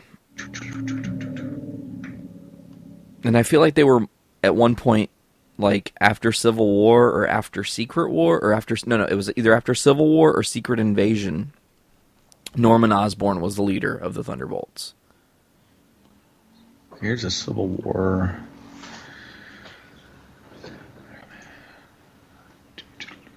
Post Civil War. Yeah. You're right. Norman Osborn, Got him. the Awesome. leader. Norman Osborn, Moonstone, Bullseye, Penance, Radioactive Man, Songbird, Swordman, and Venom.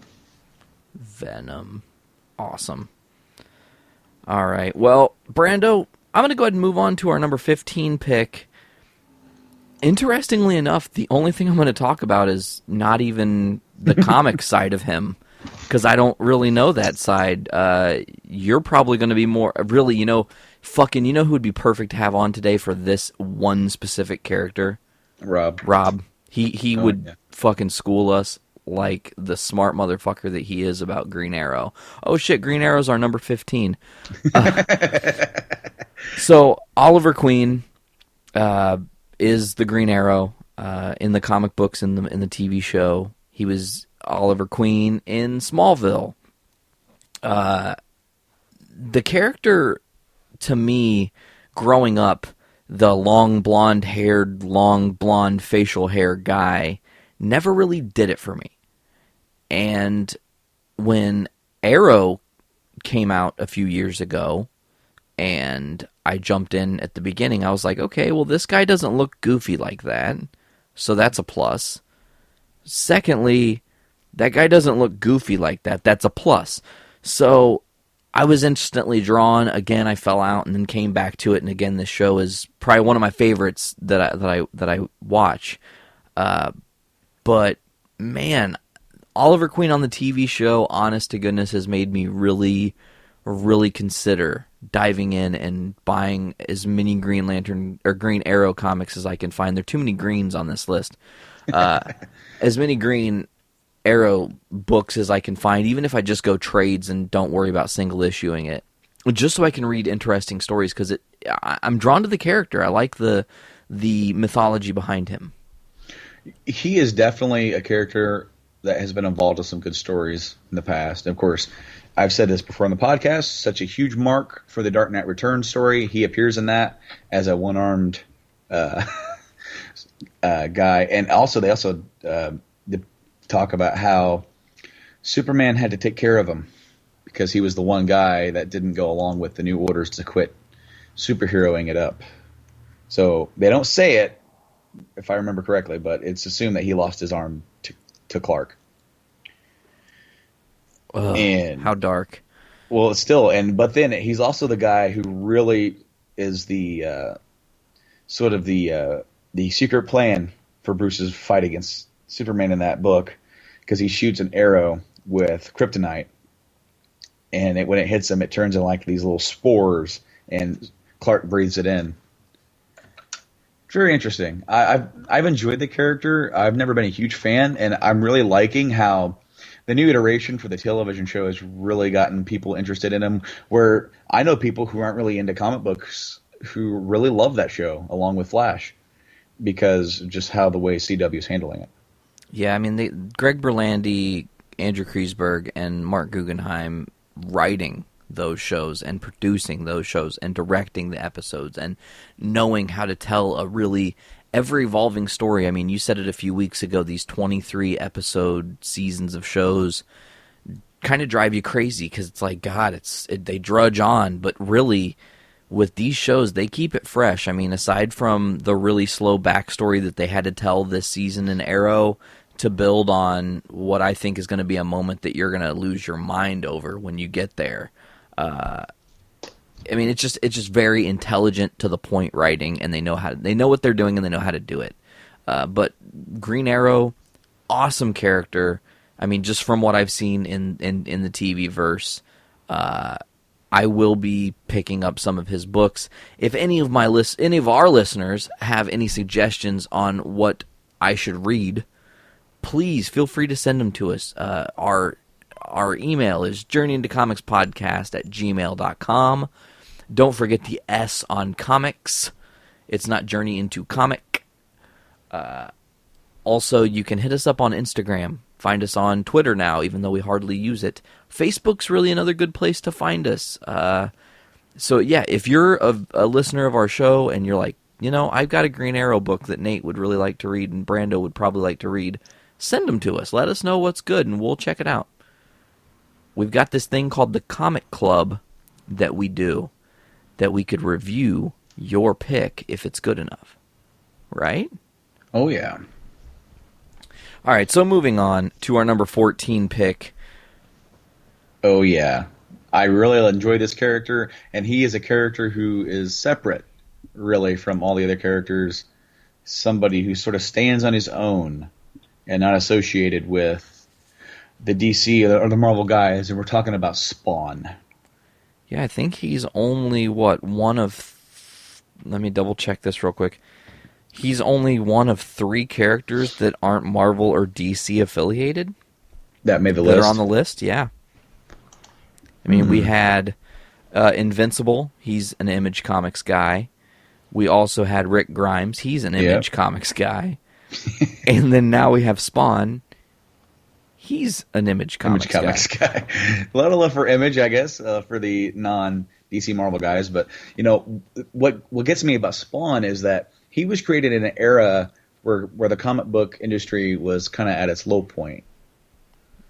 And that's really neat because he's like one of the few characters from that era that really stand out as different and dark. He appeared, of course, in like the 90s. There's been a there's been HBO animated series about that. I actually own that. There's been a movie back in the 90s that came out. We actually mentioned that earlier with the CG cape. Have we even said his name yet? Al Simmons. Oh, look at you, you fucking smart motherfucker. AKA better known as Spawn. Yeah. Of course, he was created by Todd McFarlane, who is also notorious in the comic industry for working on, Spider-Man. And, of course, he also added something really cool to Spider-Man's mythos. Correct. I'm waiting, Nate. I'm waiting. Venom. Oh, yeah, that. Was that what you were talking about? Oh, yeah. Okay, just making sure. Oh, yeah. He, Venom first appeared around 300? 298 was the first appearance of Eddie Brock and then brooding into Venom. Interesting fact, Brando, and I did not put this in our game that we're going to be playing on the 50th, but did you know that Venom is actually not created by Todd McFarlane at all? He wasn't created, but he was just... he was drawn and designed, but it was a fan-created idea, and the fan was paid $200. Oh, wow. Isn't that a slap in the dick? Now, first Spawn goes. Spawn is still being published. Correct. I think they're near the 260 range. He's one of the original ones still going along with Savage Dragon, apparently. I really enjoy the character. I'm telling you, man, we need a new Spawn film. I don't see why it hasn't happened yet. In an era where all these comic movies are getting made, and it's such at a high note, and movies can be darker and grittier, like Watchmen, like Sin City, Spawn needs to be made. And of course, another thing that came out are the awesome action figures and statues from McFarlane Toys. Started with him wanting to capture the detail of the Spawn characters. Dude, there are some phenomenal Spawn action figures that exist. Dude, I found a bunch of Spawn figures at a Goodwill. Like still in package? No. They were all loose. They were just hanging out with all the other kid toys. I was just kind of walking by and went, wait a minute. That's the Violator. Awesome. Did you pick them up? No, I didn't buy them. They were sort of beaten up and played with. Fair enough. But it was just sort of weird and cool that there's a bunch of Spawn toys at a Goodwill. All right. Let's talk about our number 13. Really, I'm not happy that he's at number 13. I feel like he shouldn't have broke the top 20. Maybe that's my own bias against the character. I think it is your own bias simply because of this character is one of the all-time classics of comics. He really is. When you think of DC's Superman, you think of Marvel's Captain America. First appearing in Captain America Comics #1, March of 1941 from Timely Comics. How timely of them with World War II being Correct. I mean, his first cover was him punching Hitler in the face, which was a little Easter egg that they put in the first Captain America movie. The fact that the cinematic universe has kind of changed his mythology a little bit has been unfortunate, but really the character of Steve Rogers as Captain America is huge in almost every single major Marvel event that has ever happened in their comics. I actually don't think I can tell you of a single major event that they've done. Fear itself, Infinity Gauntlet, Civil War. I mean, Secret Wars, Secret Invasion. I mean, he's been a part of all of them, which maybe, again, he is a good character, and I have a personal bias against him because he's kind of boring and patriotic. But really, Captain America's cool.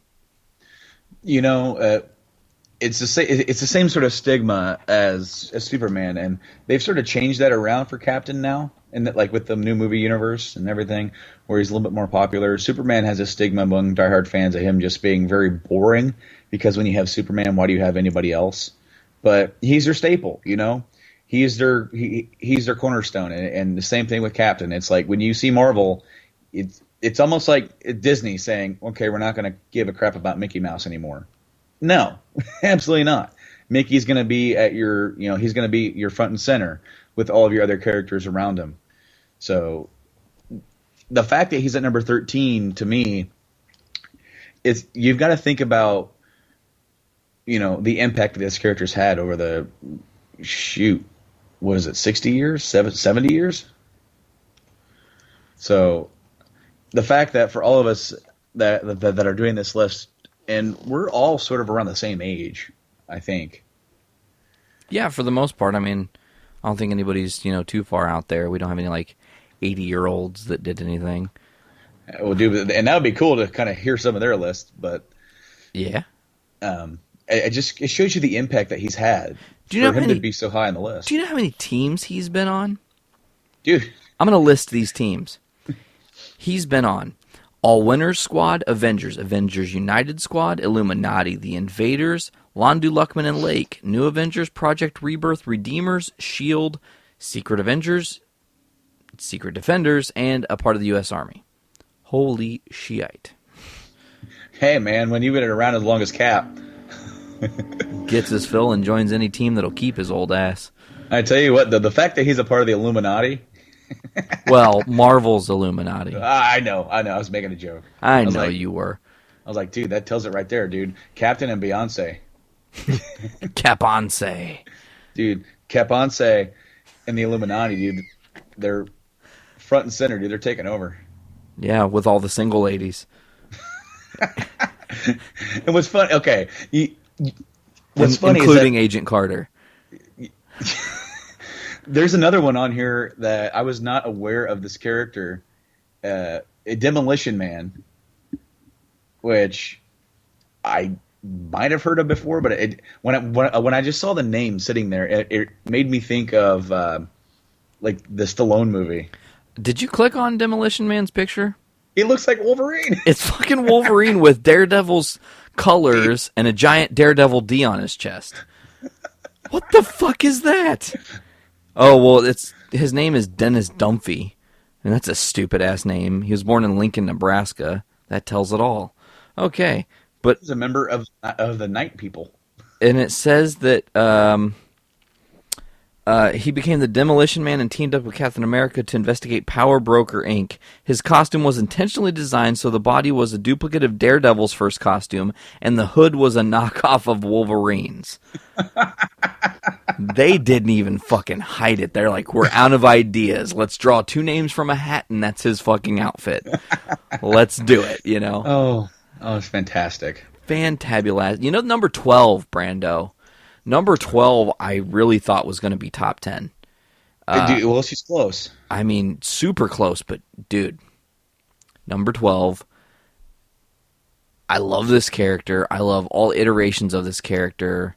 Let him know, man. Who's number 12? Number 12 is the one and the only Jean Grey. I'm sorry. Oh, Mike. Gotcha, Mike. super inside. Mike's gonna be like, "Fuck you guys." Yeah, Mike accidentally spelled it wrong on the list. And I'm like, Jennifer Grey from Dirty Dancing? Ferris Bueller's Day Off? Yes. And then he's like, and then of course, everybody, knew it was Jean Grey. But did you know he also misspelled Dick Grayson? He misspelled Dick Grayson, and I didn't even notice. Yeah, he didn't misspell it that bad. He was trying to do the list on the computer, and kind of like, I think he misplaced one of the vowels. But moving on is Jean Grey, of course, is one of the more popular characters in Marvel as the Phoenix. Been a lot of really cool stories involving Jean Grey. I mean, she's an awesome character. She was Marvel Girl in the original X-Men team. And she was kind of a boring, underpowered character. She had her telekinetic abilities and all of that. It wasn't until X-Men 101 and the birth of the Phoenix that I think the Jean Grey that we all know and love now really took off and took shape. It's weird, too, because there was a 37-issue arc, which is like 2 years, where she was the main driving force behind what was going on in the X-Men stories. And it ended ultimately in her death. And then again, in the Marvel world, nothing is dead forever. They'll resurrect whoever. They brought her back. They've killed her. They brought her back. They've killed her. And interestingly enough, she, as Marvel Girl at the time, in more current Marvel stories, in the all-new X-Men, got brought from the past into the present to face a world where she was dead and dealing with what choices did she make that caused her untimely demise. I'm really looking forward to see what they do with her in the new X-Men film, X-Men Apocalypse. She's being portrayed by Sophie Turner from Game of Thrones, plays Sansa Stark. I think she's pretty good for the role, honestly, and I'm looking forward to see what they do. I've actually seen some on-set photos with her and the girl playing Jubilee. Yeah, which looked awesome. Oh, yeah. Did you see what was on the theater in that little... I believe it was the director. He took a little, like a selfie or something. I can't remember. Was it Turtles? No. It was the movie set in '83, so it's before Turtles. It was now playing Return of the Jedi. That's right, Return of the Jedi. Damn. Did you see also? Not to go off on too much of a tangent. Did you see the photo of them shaving? What's the guy's name? The guy playing Professor X. They shaved his head. James McAvoy. Yep. No, I didn't see the video of them shaving his head, but cool that he went bald for this role. Yep. Oh, yeah. I'm looking forward to this movie a lot. The Days of Future Past really reinvigorated me on this franchise. I love X-Men to begin with. They killed it for me with X-Men 3, and then the first Wolverine movie. Didn't care about it until Days of Future Past came out, which, by the way, Nate, we've talked about it here on the show, but finally, in July, the Rogue Edition of X-Men Days of Future Past is coming out. So excited. I can finally purchase that movie. Oh, yeah. Same here. I haven't bought it yet either. All right, Brando. Oh, go ahead. I was just going to say, I was going to kind of lead you in on it. Number 11. Number 11. Just shy of the top 10. Yeah.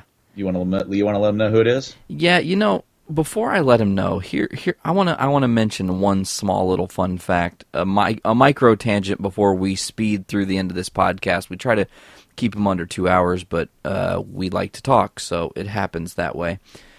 Honestly, number 11 did not make my list. However, if you were to walk in the comics room and look for memorabilia of one particular hero, who would you see more than anyone else? This fucking guy. His name is Tony Stark, better known as Iron Man. I have always been a fan of the suit of Iron Man. I've never really been a huge fan of the stories of Tony Stark as Iron Man. It wasn't until RDJ took over the role of Iron Man that I was really like, okay, this is a good character if it's written properly and you can like feel a sense of humanity.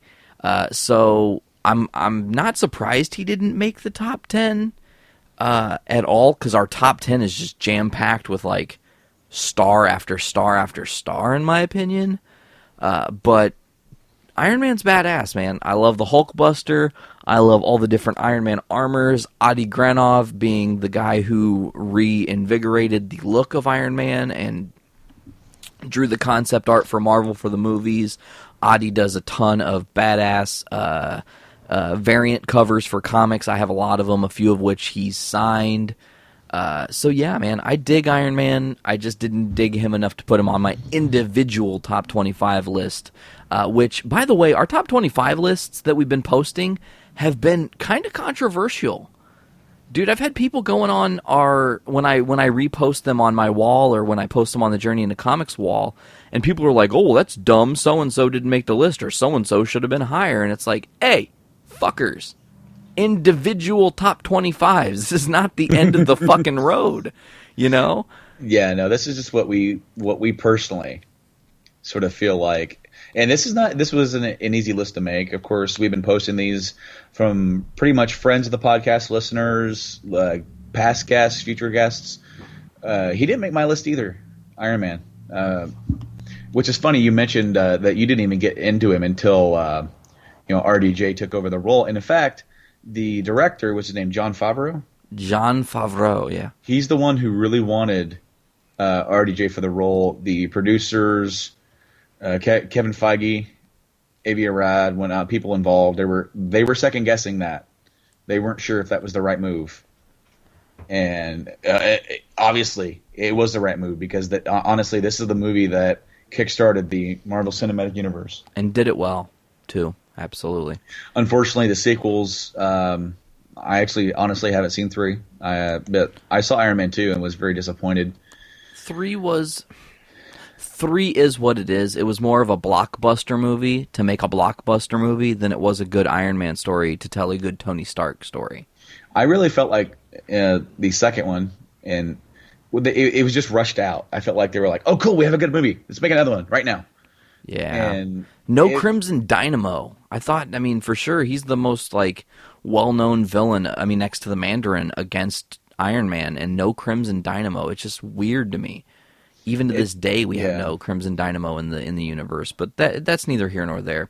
So anyways, we're down to 10, Brando. When we come to the 50th, we've only got the last 10 to reveal. We're going to be talking with our friends about it, doing tons of stuff, playing games. I figured here, let's just go ahead and give these people what they want.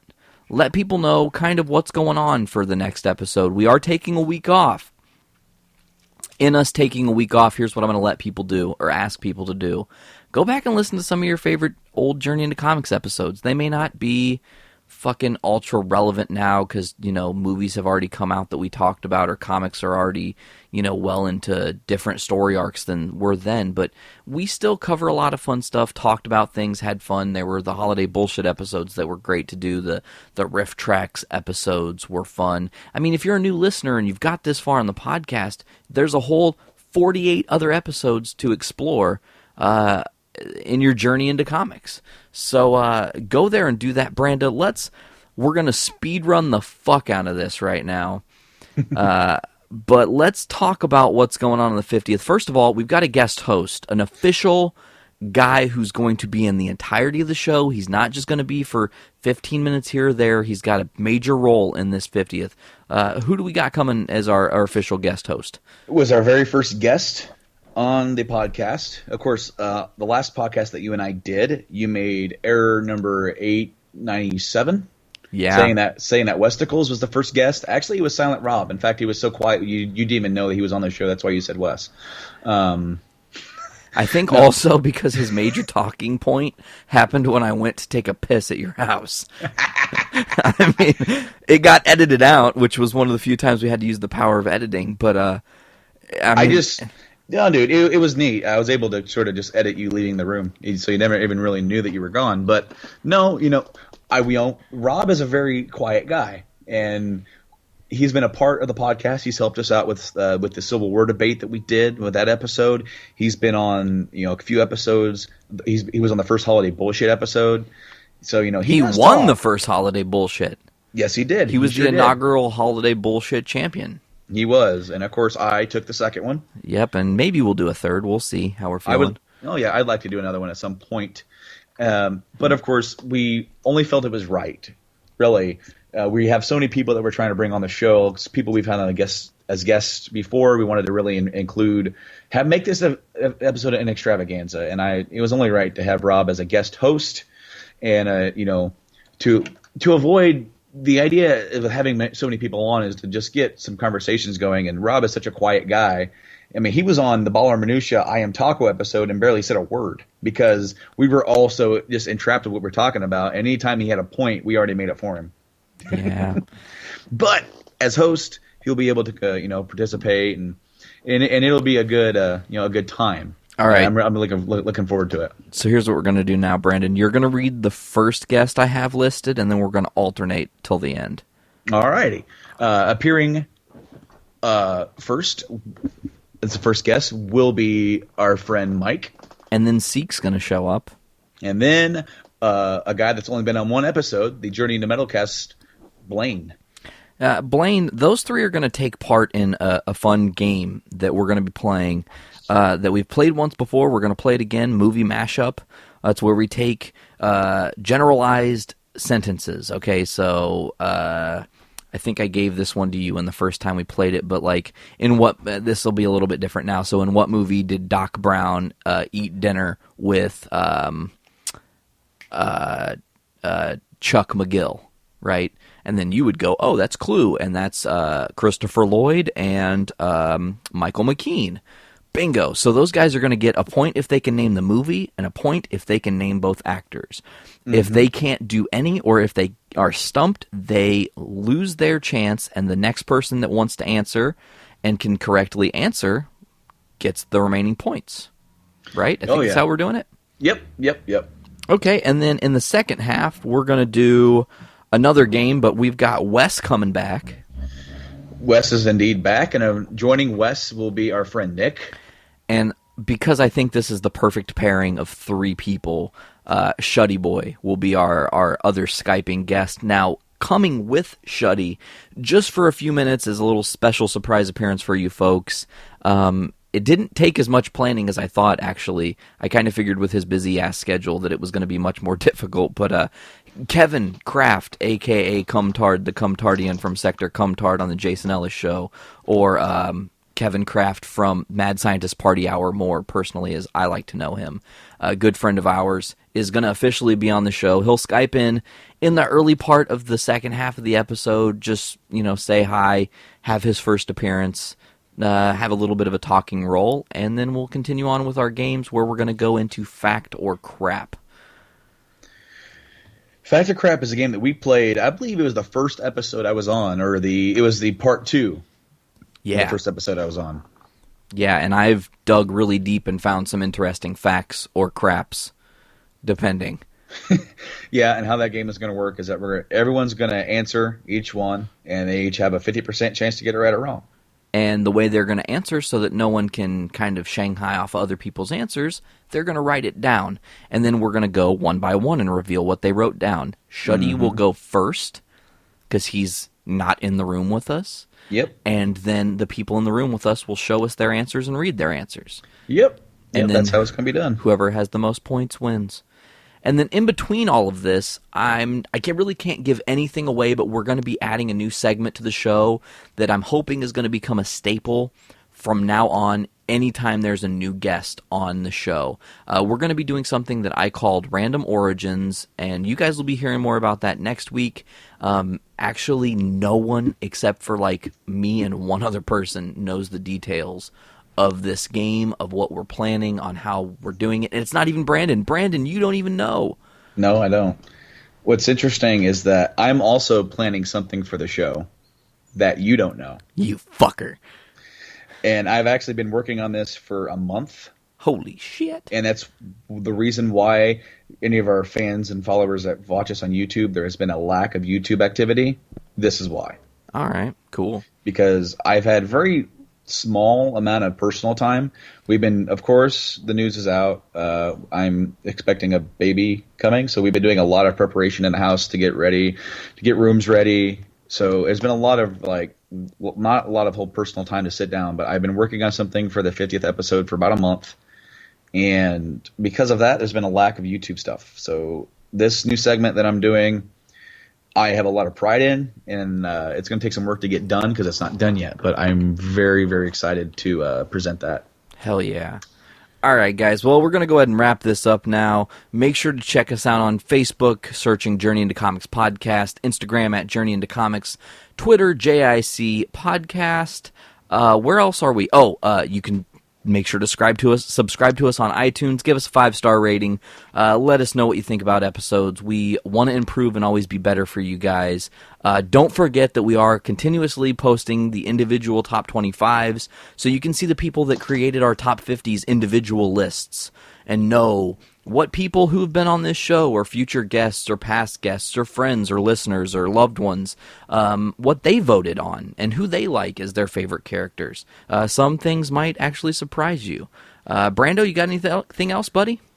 We are also on YouTube. I will be continuing to post stuff on YouTube once my project is done. The first video going up is going to be a video of Nate talking about his pop vinyl collection. Woo! So once that video goes up, I will let you guys know. You'll see it on Facebook and all of our stuff. It will be promoted. And I don't know if that's going to be up by the 50th. I hope it will, but there's a lot of stuff going on. So whenever it does go up, that is the first video that's going up once I get back into YouTube is Pop Talk. Hell yeah. Thanks, man. I'm glad you're our resident editor for videos, because I'm not really a pro at that stuff. I also don't have any programs to do that stuff. I think that's the truth. If I had a program, I maybe be able to dive in a little bit more, but I don't have any good programs, and this computer I work on is old as shit.